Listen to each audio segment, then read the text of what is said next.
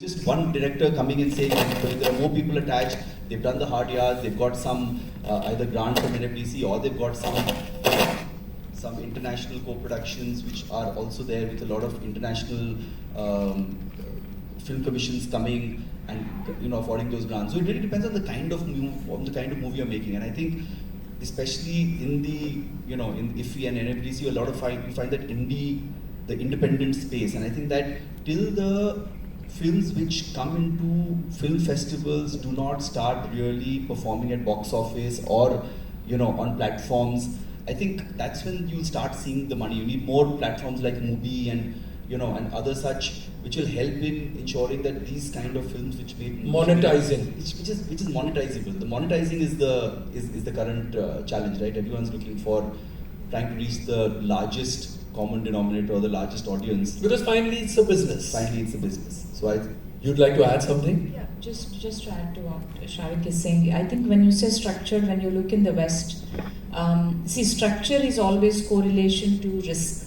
I mean, ours is probably the highest risk industry, if you kind of list them. So in a high risk industry, when you are looking at a monetization process for a new filmmaker who has no background and no branding and no form of putting a value to something, naturally the risk is like high, completely high. But in a structured industry, what happens is that there are methods of monetizing that can give you a sense of assessment on what is the potential of that product. And from there, you kind of see who else can help us to monetize this and use that paper to get certain financing. I think that is happening a lot in the West. Actually, it started with television. When you have a season that is commissioned and you have a pilot that is getting okayed, say from NBC or somebody, you get financing in the banks there. Right now, when you have a deal with an OTT platform and you have a money, you can go to the bank and they're actually lending. I have financed a couple of my projects like that. But to get that okay from an OTT, again, there is a huge process of what is it that you're doing. So that takes a lot out of the whole journey. So it is a structured way. It is actually good to know 40% of what you're bringing is not charging you 36%.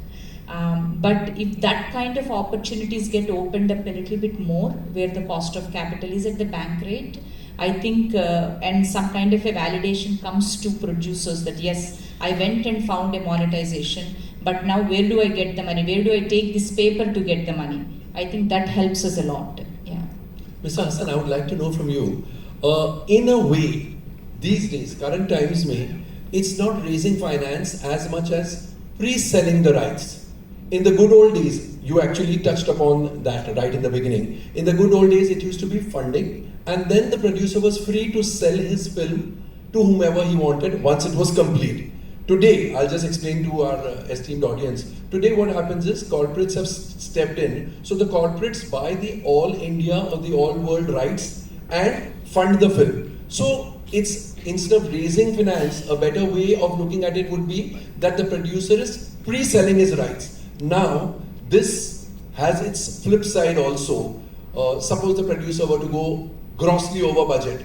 The corporate has said, I will pay you X amount. Now, if it is grossly over budget, there's so much of heartburn and there's so much of discussions and come to the table again, etc., etc. Or the producer has to make alternate arrangements. Also, because he's pre-selling it at the time of putting the project together and not once the project is ready, he probably is underselling his film because finally it's an idea, not the final product. In the good old days, funding used to come, the film used to be complete, and then the producer used to go out in the market and tell his distributors, yeah, this is available, now quote the price. So it used to be a much higher price because they can see the end result rather than just imagine what it would be. So isn't it actually... See, earlier it was the seller's market. Now it's the buyer's market. That's the big difference. That's the big difference. And secondly, that pre-sale, see, what I did just after the pandemic, I sold 3 of my films. It was a pre-deal with Zee only.